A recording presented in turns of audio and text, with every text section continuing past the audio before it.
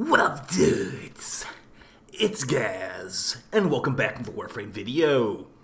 So we got this week in Warframe. We're going over the entire weekly reset and what to expect as a Warframe player this week.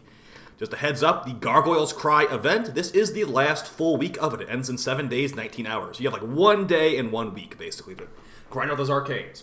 Before we go with the weekly reset and all that, make sure you sub this channel. We do daily Warframe video uploads. I'll also be live on stream after this video goes up, grinding out these new weeklies, and yeah, hopefully get some good stuff. There's some experimental tech I'll be going for, potentially on stream, to maybe get some better Netrocell rewards than I was initially hoping for. So, let's get into it with our first weekly reset item at Teshin. Alright, let's see what we got. So last week we had 3 Formas, and it wasn't really worth it, and now we got a Zaw Ribbon, it's not really worth it. Why do I call this not worth it? Because there's really not that many Zaws in the game. There's like 6 or 7 Zaw parts, or Zaw strikes that you can get ribbons for, so it's not really a big, wide, expensive or exciting net, personally, to me. Because a lot of those Zaw ribbons have gotten nerfed at this point. But yeah, if you want that, go for it. And we got Kuva and Relics. Remember, Gauss Prime will be here on the 17th, so we got a little bit over a week still until he is out. But beyond that, yeah, we've got a Resurgence going with 4 frames. I don't remember exactly what they were. I think it's Mesa? No, Mesa was last week. It's kind of hard to keep track with them rotating every couple of weeks, but I do have a video going over what the current Resurgence is. And then in about 2 weeks, we will have Saren and some other frames, but mostly just Saren because, yeah, Saren is not going to unvolted for a bit. Also, the prime weapons of Saren are also somewhat rare as well. But yeah, as far as the Daviri stuff, let's go ahead and take a look at what Archides wares are. And a reminder that Netrocells do reset on the same time as these Archon Hunts and everything, guys. So if you did your Netrocells for the week, you can maybe go get some more melee fortifications, or maybe a Tau Shard. We can figure out some of this secret tech tonight. Make sure you come stop by the stream. Alright, for Archides wares, usually not super worth it, but let's check it out anyway. We've got a secondary Arcane Adapter for 25 Pathos Clamps. That's a lot of Pathos Clamps. We got a Shotgun Ribbon mod for 15, a Rifle for 15, Rifle Ribbon mod for 15, 5k Kuva for 10, and a Forma Blueprint for 10. Not super worth it, but you know, somebody out there might think it's remotely worth it. That isn't me. Unpredictable. Unlike the Archides wares this week, the Incaron Rotation should be pretty stacked. I believe we have some of the best stat sticks in the game this week, and not to mention some really, really good like primaries and secondaries as well. So let's go over that and see what we have. Alright, so for the Archon Hunt, let's actually first look at, not Archon Hunt, the Daviri rotation. So let's first look at the normal rotation. We've got Saren normal, Vauban normal, and Nova normal. So you're going to have some choices here. It's going to really come down to either Vauban or Saren. Now the reason I probably say pick Vauban is because Vauban requires Nightwave creds to build him usually. But I believe he's going to still have something like Nighttane to build or something down the line too. So just be aware of that this guy usually takes Nightwave creds. Like heck, he's in the Nightwave store right now, I bet. But the other thing is, with Saren, you need Judgment points to farm her, and she comes from a pretty annoying boss fight, Kayla the Thane. Not to mention, Saren's Helmet ability, Molt, is very good. I can't in good conscience really recommend that you go for Vauban when Saren is an option here. But technically Vauban is more annoying to farm, so I'd say probably go for Vauban in the end. But Saren will also be a respectable choice. Nova should not be your choice here unless you really, really, really want that Helminth Null Star for the Neutron Star Titania build or something. Nova is easily farmed from the Jackal on Europa, I believe it is. So yeah, the big flying, like, the gigantic flying drone, that's the boss Nova comes from, and it's super easy to farm. So just showing where these locations are. For Nova, her farm location is right wherever the assassination node is here. She's on the assassination node on this planet. And then for Saren, she's over here on Marrow Sedna. As you can see right there, you need Judgment points to run this. That might be a bottleneck for some of you. And Vauban is in the Nightwave store. So, up to you. If you want to save on Nightwave creds, I'd probably say go for Vauban, even though I like Saren a lot more. That's a harder choice this week. Alright, for the Incarnons, though, it should be an easier choice, hopefully. Oh, no, it's not. Just a reminder, if you have rank 9 Opportunity Intrinsic, you can get this stuff instead of your Incarnons each week. Alright, so we have some doozies. It's about to be a long description of all of these, so get ready. Okay, starting off the Lex Incarnon. This thing is, it just becomes a lot harder hitting. The Incarnon form of this becomes like an Archoplasmor shot. It has infinite body punch through, and it also is going to make it have base radiations. It just really becomes an Archoplasmor shot with like really high stats. The top tier Incarnons on here can give it a massive crit chance and crit damage increase. So just really, really powerful. My main problem with this gun is that it is very slow. It fires extremely slow, which is actually good in some situations because there's that mod, I think it's Hemorrhage for pistols, which on impact proc causes a slash proc if your fire rate is low. This thing has a forced impact proc as well, so it's quite good for lots of pistol mods. Just pretty slow at taking care of like a bunch of enemies, unless they're really stacked on top of each other. But a respectable gun nonetheless. The Magistar Incarnon, at first viewed as a massive joke. It's still a massive joke, but it's actually a good stat stick instead now. So don't use it as a normal weapon, just use this as a stat stick. And the reason for that is if you look at these upgrades right here, the top tier upgrades are crit chance and crit damage increase on a melee. Those work on pseudo-exalted weapons like Korra's Whipclaw. So the best way you can go about getting a big stat stick on the Magistar is going to be going for the Magistar Normal. The Sancti Magistar is a support healer melee for like Citrine, I guess. But the Magistar Normal has a higher crit upgrade on this final tier. So get this thing, go Magistar Normal, and get the Arcane Magus Aggress. Magus Aggress will make this do increased crit damage, and it will also apply to your pseudo-exalteds. So you can go watch my Korra video if you want to check out how that works. But yeah, a good choice either way. A lot of people are waiting for this, so congrats if you finally got it while you're waiting. Boltor Incarnon, a very nostalgic weapon for some people. It has pretty good stats in its Incarnon form, which makes it a high multi-shot, like slash machine gun, basically. A slash shotgun machine gun. And it can take care of high-level enemies pretty well. It's got very high slash damage too for slash procs. It just, it's not meta. It's just not meta, pretty much. It's got good stats and good, damage output, good damage spray, got lots of slash, hit lots of enemies. It's just not meta. So if you want a good gun that's not meta, it looks cool at least. So yeah, go for that. We have also the Bronco Incarnon. I actually like this thing on Ash Prime because the way this thing works, just like the Lex, you can do a lot of impact procs. Or rather, unlike the Lex, there's a lot of impact procs, not just one big impact proc. So you can use the mod Hemorrhage to get guaranteed, or a high chance for slash procs on a pistol. So this can one-shot level 10,000s. Additionally, I've heard some people have been using this with Melee Crescendo. There's the augment mod from a couple seasons ago that makes it have setting up enemies for finishers, so you can do that with Melee Crescendo. But there's easy ways to do finishers without the Bronco Incarnon, so this will be probably your lowest priority this week, if you ask me. But yeah, the Incarnon shot ricochets between enemies and has good damage. And the final option this week, probably the one you should be going for, number one, is the Ceramic Dagger Incarnon. This thing is an extremely powerful utility weapon. It's actually good for killing enemies at level 10,000 as well with heavy attacks. Just really, really strong. And the Incarnon form of this releases spectral daggers when you heavy attack. Additionally, the thing that everyone likes about this is called Gun and Blade. On primary kill, also works on secondary kills, plus one initial combo, stacking up 100 times. So you get 100 initial combo if you get 100 kills with your guns. And what initial combo means, you don't lose that combo. Like you're not going to do a heavy attack and then be like, okay, I have to re-hit enemies to rebuild this. Nope, it will come back. And if you stack this with Melee Crescendo, the new Arcane, you can have permanent combo all the time. That's why I use my Baruch build.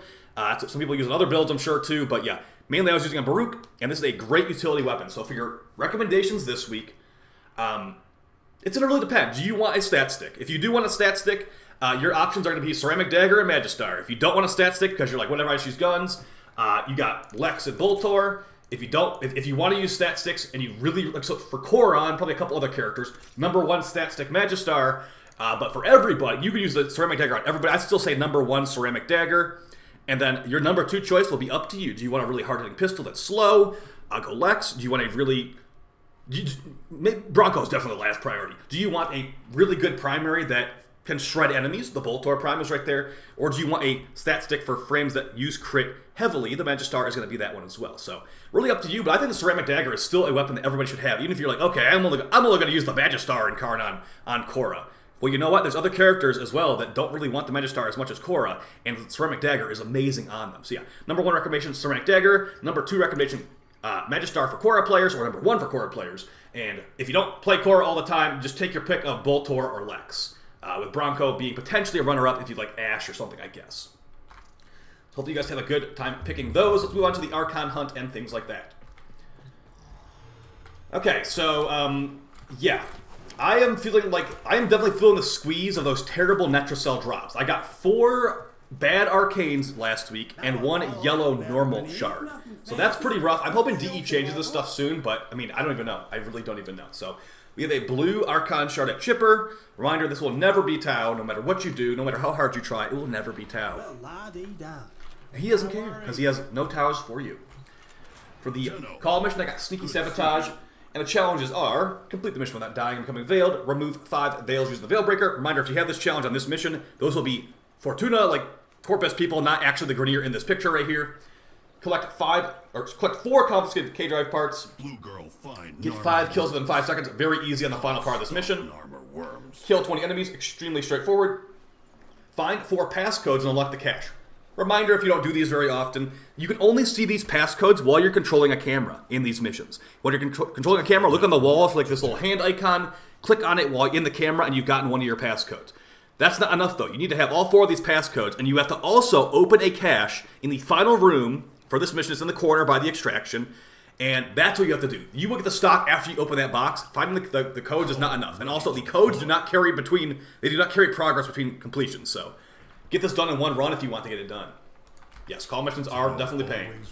Alright, so for the Nightwave Challenges, reminder that, we have plenty of time on this Nightwave, but if you've been grinding out every single week, you should be at about level 30 right now, getting your cool new armor set. Pun intended, because ice themed. But yeah, also the hot fire Cyandana as well, so I'll probably get these tonight on stream. Let's go over these challenges, though. Reminder, we have these new permanent weeklies down here that will never really change.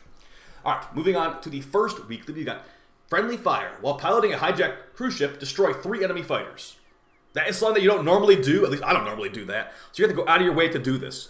Basically, jump on the cruise ship or board it with your Archwing slingshot, get into the pilot's seat, and use those terrible guns to destroy some fighters. You might need to actually turn off your auto gunners of your like elite on call or whatever, because they will kill everything before you can even get there.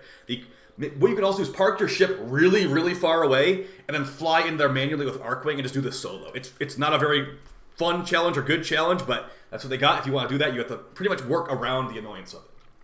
Complete 3 spy missions. Nothing you need to really work around there. Just beat 3 spy missions. Any will do. Complete 8 railjack missions for a weekly. Dang, that's a lot of railjack missions. Okay, well, that's an elite weekly at least. You get 7,000 rep for 8 railjack missions. You can go beat the level 1, I don't know what it's called, like the really early, like the level 1 railjack mission. You could beat that in like a minute, so that's like 10 minutes right there. Kill the Profit Taker is another elite weekly. Pretty straightforward to unlock. If you don't have it unlocked, you have to get rank 5 with Solaris United to get access to this special boss fight. I don't think you can get taxied to this anymore. You used to be able to. For your normal permanent weeklies, you got kill 30 Eximus, complete 15 missions, and kill 500 enemies as normal. I will be trying to get this armor set tonight. Maybe it'll look cool. I'll check it out in some frames. Alright, so the cred offerings here. Reminder, like I said, Vauban is an option in the circuit this week. If you want to save 75 Nora creds, or Nora's mixed creds, then there you go. But it shouldn't be that big of a deal. I mean, they're right here. The crafting requirements aren't extra. Does he take any Nighttane? Okay, so no Nighttane. I was thinking about Vauban Prime. Vauban Prime takes the Nighttane. If you want to just grab Vauban from that, I guess, you'll save 75 Nightwave creds. It's really whatever frustrates you more, to be honest. So, got our evergreen stuff at the top, which is Vauban. Vauban's here every week. Ooh, we got Kalervo's Usfa helmet. This Kalervo helmet looks a lot better than his default to me, so if you want that Kalervo helmet, go for it. Let's see if there's any other noteworthy helmets in here. Not really. I'm not seeing anything super phenomenal. The Zaku Kinsu helmet is cool, but, we got Zaku Deluxe, and Zaku Deluxe looks amazing, so. For your Aura mods, we got Shotgun Scavenger, Sprint Boost, Infested Impotence, and Rejuvenation. As far as which ones to get, they're not really the meta ones this week, but Sprint Boost is very good, so get Sprint Boost if you want to buy any of these. For your Nightwave Returning Augments, you got Efficient Beams, making it where the Convectrix is actually usable.